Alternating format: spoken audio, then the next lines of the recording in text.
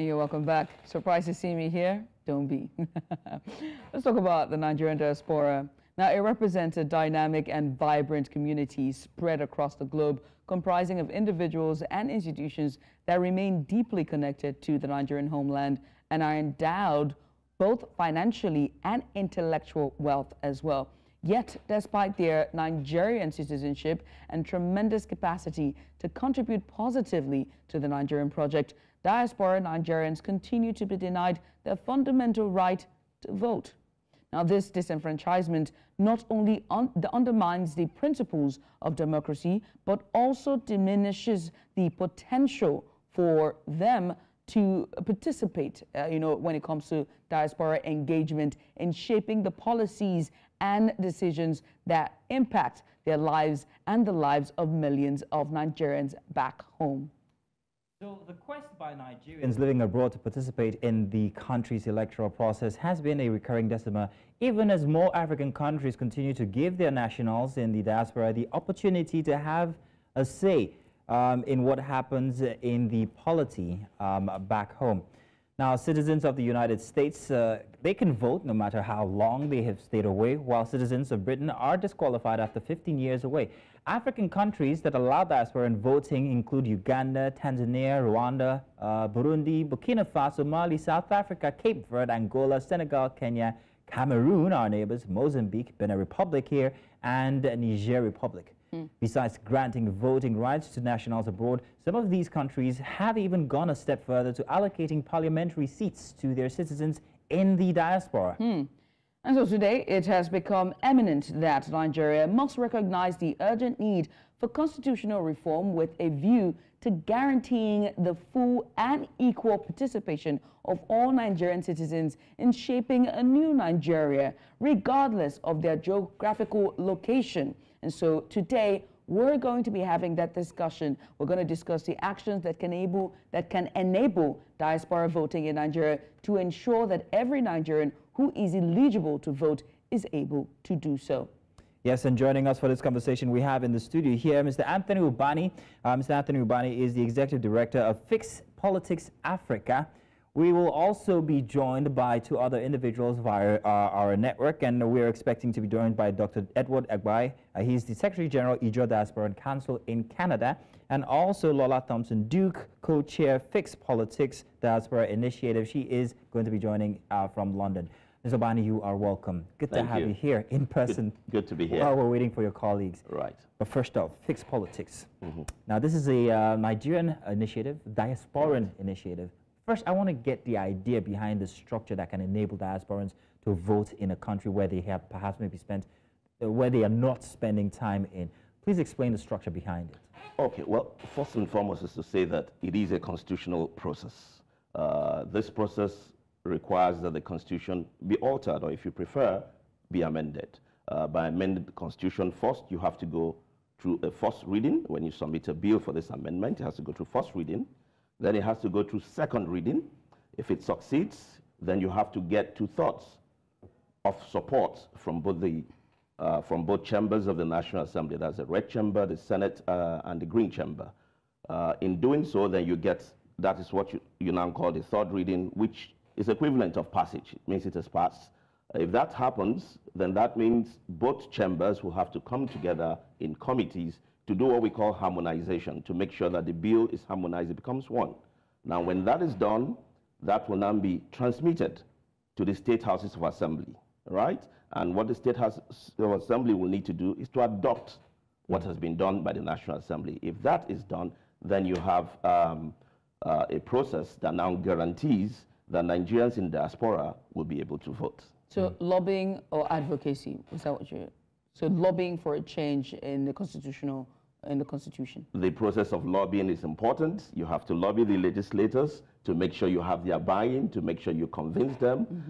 If they have reasons to doubt the necessity of diaspora voting, it's the job of civil society to weigh in and ensure that we're able to convince them, to persuade them, to understand the benefits of diaspora voting so that they can all come along and do the needful. Okay, so that would suppose that there are individuals inside of, inside of the initiative, the Fixed Politics Initiative, that are planted planted the right word, that are located in different locations across the diaspora. Am I correct? And these are the people who would be, who would serve as an apparatus for this initiative? No. Yes, you are right that Fixed Politics has members all over the world, because we have what we call work study groups. These are the groups that actually work towards the implementation of what we call the triangular pillars of democracy, which is what anchors Fixed Politics. But they are not the ones that will accentuate the program that we're trying to initiate here regarding the diaspora, but they will play a role. Fixed Politics as an organization is headquartered here in Nigeria. We have an African-wide vision. We are currently in Senegal. We will be in Mozambique, Ghana, and Kenya before the end of this year. So the idea of the diaspora voting that we are talking about now, it's one of the programs we have under a unit in Fixed Politics, which is Fixed Politics Diaspora Initiative. And it is consistent with the vision of the organization.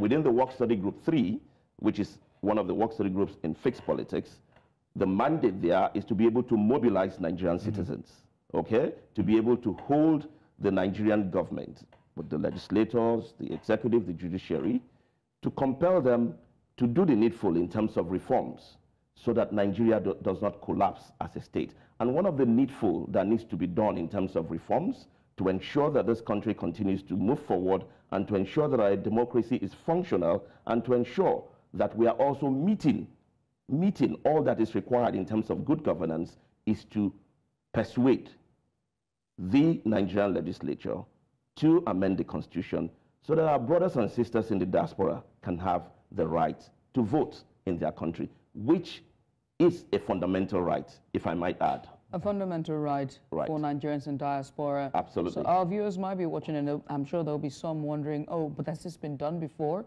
Isn't this alien? Please give us examples of successful... Okay, that's very good. I think let me just give you a historical background, because that's a very interesting question that Judith has asked. Now, when you talk about diaspora voting, this is something that started as far back as 62 BC. 62 BC, before Christ, right? Now, this started in the Roman Empire under the reign of the Emperor Augustus. So you know what Rome was doing there. They were taking colonies all over the world. So whenever any new colony was taken, a Senate is set up. Now the Senate has to vote in the elections in Rome, but because they are in these colonies, what they now do is to vote for candidates in the colony, put their votes in a seal and send to Rome before the elections take place in Rome. That's the first recorded experience of diaspora voting. Interesting. Right? Now fast forward to 1682 in the United States of America, in the state of Wisconsin, where you had the soldiers in the Union Army, fighting in the Civil War. They were allowed to cast what was called absentee ballots. And those ballots were sent back to be counted. That's another experience. Now move forward to 1968, which is much more modern, in the same United States, the right to cast absentee ballots was then given to both civilians and the military. In the current time where we are, you have over 115 countries in the world that have approved and have various systems to accentuate diaspora voting. But let me tell you something more important. It's not just that we have over 115 countries. More important to us is that of the 54 countries in Africa, over 40 of them have various systems, various legal systems in place to allow their citizens who are living abroad to vote. Over 40, and Nigeria is not in that list.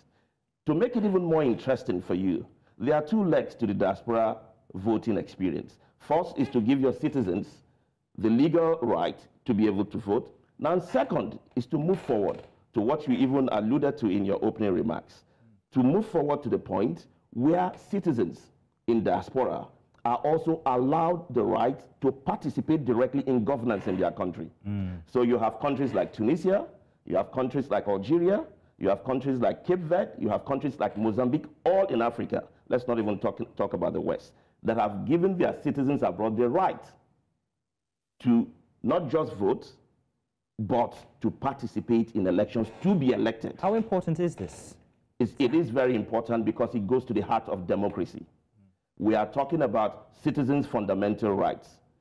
you cannot talk about democracy in any country of the world Let me add to outside of voting rights. How important is it to have these diasporan contributions? That's the question now. It is extremely important.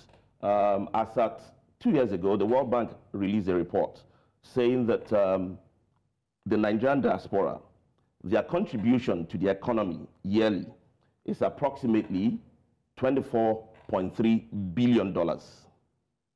And that's approximately 6% of GDP. Now, you have various data. If you go online, you see various data, which is a challenge we have, not to be able to articulate the exact figures we have in the diaspora. But the figures you will see will tell you that Nigerians in diaspora are anywhere between 15 million to 30 million, depending on which data you're looking at, which organization you're looking at their data, okay?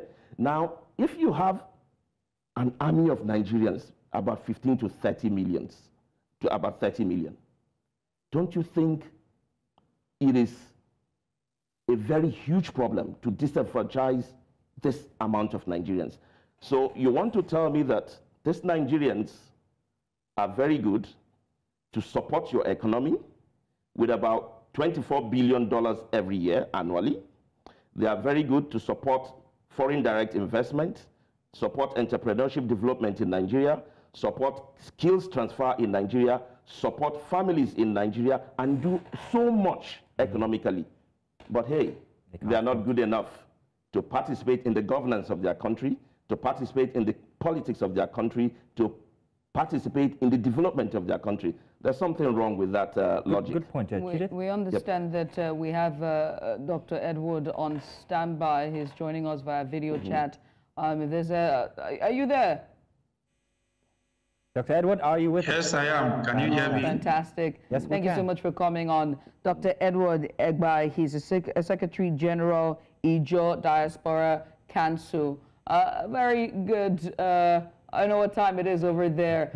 So I wanted to greet, but I realized I don't know what time it is. But thank you so much for coming on, right? We've been talking about diaspora. 3 a.m. in the morning. Yeah, it's 3 in the morning. Well, thank you for coming and for joining us, right? And this is clearly a very, very pertinent conversation that needs to be had, right? But I want to focus on the challenges, and I would like for you to sort of, give your input on that. What are the challenges you foresee in, in this being implemented if the government and the electoral body decides to say, okay, or rather the parastatal in charge of election decides to say, okay, look, let's look into the diaspora voting. What are some challenges that would happen in that process? Okay, thank you for having me. For me, for us, the first challenge we see is political will. If there is political will, everything is done. I say political will as a first challenge is, I just came back from Nigeria about 2 weeks ago.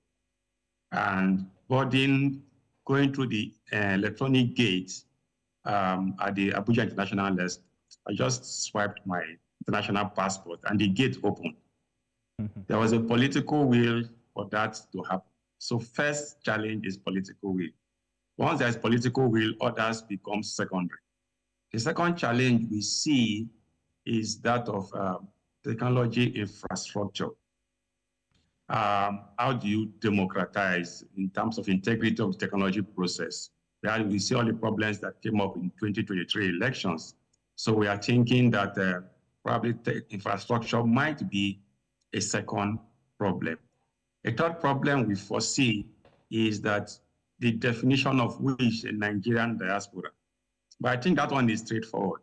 If I can produce my international passport and I produce a document that shows that I can move around in that country, those two documents qualify me to be able to be called a Nigerian diaspora, as long as I am not present in Nigeria. So I think that one becomes an easy way to identify that. So infrastructure, technology challenge, and awareness. But awareness is becoming a thing of a reduced thing, because every time the president travels out, he gathers people in one hall, they call them the Nigerian diasporas in that country, and they speak to the president. So awareness is increased, but I think that technology, infrastructure, political will, changing the constitution because the Nigerian Constitution, I think it's section 77, subsection 2, that states that for you to vote, you must be above 18 years and you must be present in Nigeria. Right. All we want is to remove that part. So you must be a Nigerian and you can vote is enough, but that you should be present in Nigeria. For me to vote in 2023 elections, I had to go to Nigeria. So why can't I vote? If I can send money, I don't need to go to Nigeria to send money.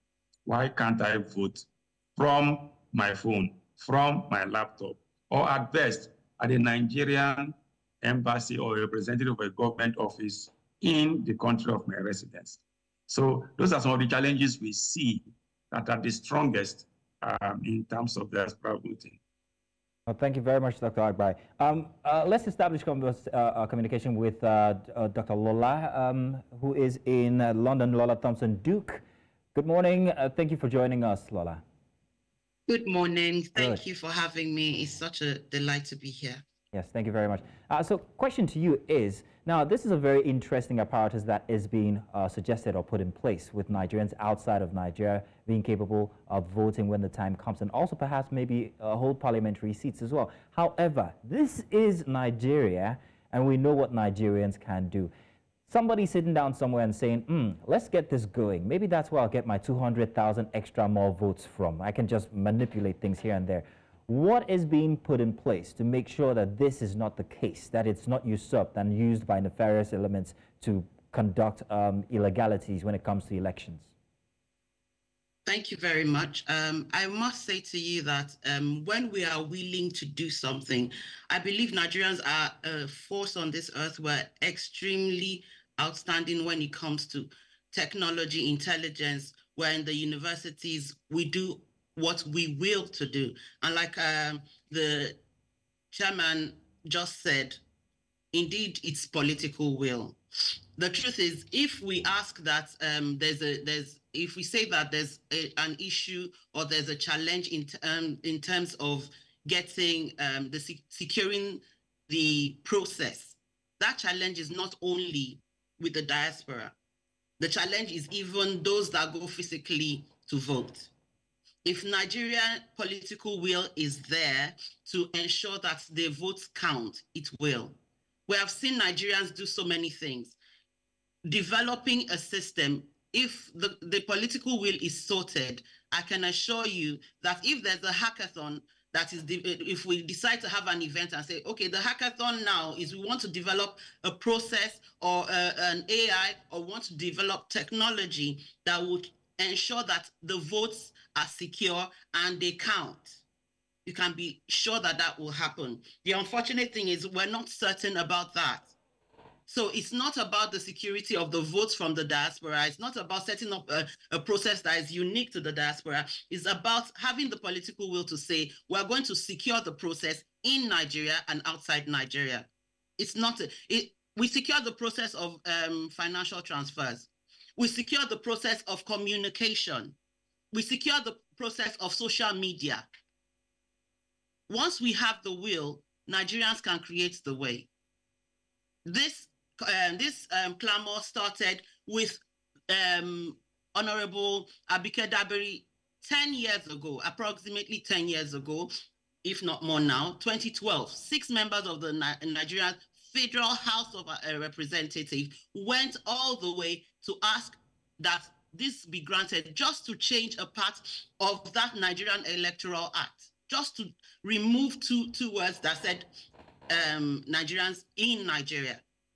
So right. I say that indeed we're keen about data. We can say, I'm a global head of HR for PBR Life Sciences, where our major USP is creating data to help healthcare.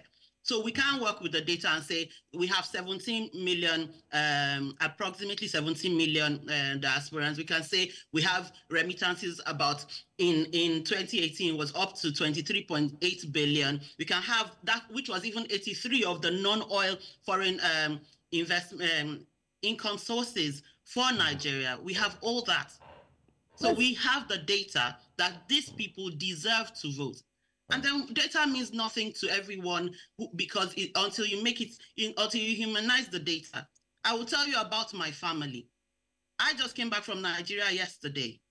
A lot of Nigerians in the diaspora shuttle between Nigeria. Nigeria is where they put their investment.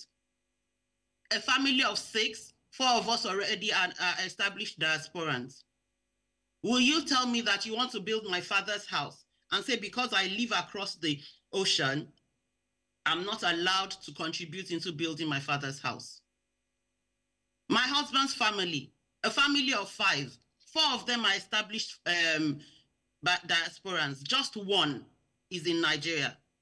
Are you saying that if you want to build his father's house, you will say because the 5 live in across the ocean, they're not permitted to contribute to the success of building their father's house? Let's take away the cloud of making it too complex, because Nigerians, when we have a will, there's a way. Nigerians here are very law-abiding because there are systems and institutions to establish this. So once we are ready, we will do it. We know we can do anything. Let's look at this, right, from the entirety of our electoral process and the body in and of itself. The last elections in 2023, there are many people or many places. I mean, I, for one, was disenfranchised when it comes to voting. So there's a lot of challenges that the our electoral process has in and of itself in terms of voting. So away from the right of voting, do you think that Nigeria is ready for this yet? Because we still haven't seemed to be able to get it right in terms of our electoral process and the people in Nigeria not even being disenfranchised enough to cast their vote, whether it's state level, whether it's the presidential level or the council level. The disenfranchisement, like I said, my sister, is not about ability. It's about will. Are we able? Yes, we are able. Because if the president decides, I went to Nigeria on Friday and I was shocked at the airport because I had not been for about a year. The transformation was 100%. Like my brother said there, you use your passport and you can get in. You didn't need to have any contact with anybody asking for any, how can you support us or something like that, the usual. And the usual hit that will hit you at the Lagos International Airport didn't, because the ACs were working, the escalators were working, because there was a political will. So whatever is happening now, or whatever happened in the past, is because there was no political will. The day that our kind president and all the people decide that we're going to change things, we need the voices of our brothers, our mothers, our sisters, all the people that are across the nation who are solidly building this economy needs to count. Even for the politicians themselves, for them to have a global impact, they need to be appealing to those that have the stakes, but because we have serious stakes in our country and we are true Nigerians, like every single Nigerian in or outside Nigeria. The problems we have, let's face this, the strengthening of our institutions towards elections generally, not excluding diasporans because we are thinking that that's the only problem we have. Let's face the true problem. If we build the true systems, then we know that diaspora is, if it's technology, we face that. We can do a hackathon, and I can assure you, Nigerians are intelligent enough to be able to build that system that will be foolproof to ensure that wherever you are in this world, if you have a Nigerian passport, you have your NIN, you have your BVN, you can vote. Thank you, Lola. Thank you, Lola. Let me also come to you and ask about the vehicle in this happening, right? And I think that Dr. Edward Agbai sort of spoke to it. Then that means e-voting has to be integrated then, because if there are people that are in a rural part of, a certain country, say, for example, Cape Verde or anywhere else that diaspora voting is allowed, and they're not able to go to the liaison office or the embassy office of Nigeria, should we not start having a conversation of e-voting in this conversation that we're having about diaspora voting? Right. Thank you very much. Let me start answering that question from where Lola stopped, talking about the political will. Now, the Fixed Politics research, which is the basis for the organization Fixed Politics, clearly identifies the fact that the political class has no incentive to reform or to make any changes that will bring about good governance, enhance democracy, development in the country. So what that means, therefore, is that it is the citizens of the country that will have to rise up, mobilize, and compel the three arms of government, the executive, the judiciary, and the legislature, to do the right thing, to reform, to make policies, take steps that will make Nigeria go forward. Now, in having the citizens mobilized to do that, that is why it is important that we have the Nigerians in diaspora. That is why they also have to be mobilized. Because if there's one thing that speaks to politicians that they listen to, is numbers. When you have numbers, we have the numbers in the diaspora. They also have the resources. We have the numbers in Nigeria. So as at the time we're able to get Nigerians to be on the same page and to understand the threat that we have currently in our democracy, in our country, and they begin to speak with one voice, then we can begin to see reasonable changes in the system. That's the first point. The second point I'd like to make is that I don't see how this will happen in terms of the question you asked, the diaspora voting, as a challenge. Today, you can make a call to someone at the end of the world, Australia, and the person will respond to you in 1 second. Why is that? That looks like magic, but that's technology. Advancements we have in technology. Today, you can send money to somebody in the United States, and they'll have it in 2 seconds. Why is that? That's technology. So are you trying to tell me that we cannot have diaspora voting? I already told you we have over 115 countries today that have already instituted diaspora voting, and each of them have done it in a way that is convenient for them, in a way that works for them. So what that means is, to put it in the Nigerian parlance, when we get to that bridge, we will find a way. Nigerians are one of the most intelligent people. We play significant roles in the tech space. Go to the US, go to the UK, go to Canada, come to Nigeria. We're doing wonderful things, and we have some of them even in the fixed politics group. So for us, the focus now is to focus on the real issue. And what's the real issue? To get the Nigerian legislature to put in place legal systems that will enable the Nigerians in diaspora to vote. All right, so Dr. Edward, I'm going to come to you, or we're going to come to you with a final question, but real quick, I want to ask you this. Regarding a timeline, when are we looking at this actually being actualized in Nigeria? Good question. The first answer to you will be to say, in politics, it's difficult to give a timeline. You see, so many of my colleagues have talked about political will, but I can tell you I can give you something to look at it. The progress in terms of having Nigerians in diaspora vote began in 2012, when Abike Dabri, who was then chair of the committee in the House of Assembly, moved a bill with 6 of our colleagues. Now, what happened in 2012? That bill was not even considered. It was not considered at all. Zero consideration.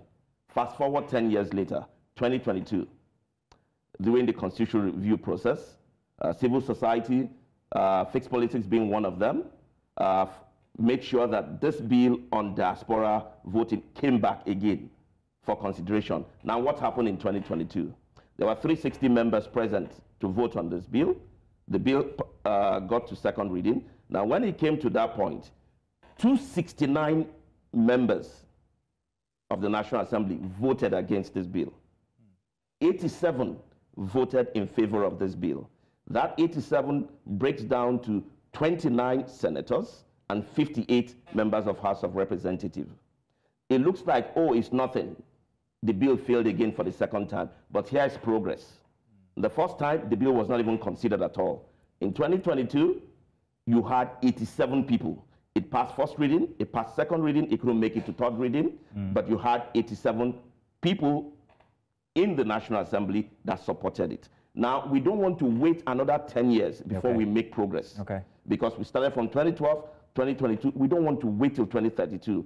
Our goal is to ensure that on or before 2030, on or before 2030, within the next 6 years, Nigerians in diaspora should be able to vote in Nigeria. All right, then. Dr. Edward, if you're still with us, final question to you would be, apart from taking a look at the electoral reforms and all, apart from voting or being able to vote, what other contributions do diaspora Nigerians have when it comes to Nigerian politics? We are ready to have a seat at the National Assembly. We are also ready to change policies because there are best practices that are happening around the world. There are new innovations coming on. We are ready to bring those type of policy changes to policies in Nigeria. In fact, beyond the voting part, being able to change policies and make it work in Nigeria is also one good way to look at that. But just to add to what Anthony Obani said, data and the media are the best tools to change policies anywhere in the world. And the Nigerian diasporas are ready to use data and media to change the policy, even including Nigerian diasporas voting in Nigeria. Right. Thank you very much, Dr. Agbai. Many thanks, everyone. And that was Lola Thompson Duke. She's the co-chair, #Fix Politics Diaspora Initiative. There was also Dr. Edward Agbai, Secretary General, Ijaw Diaspora Council. And in the studio with us was Anthony Ubani. He's Executive Director for #Fix Politics Diaspora. My name is Judith TV. Beside me is Mizuno Appeal. This is Breakfast Extra.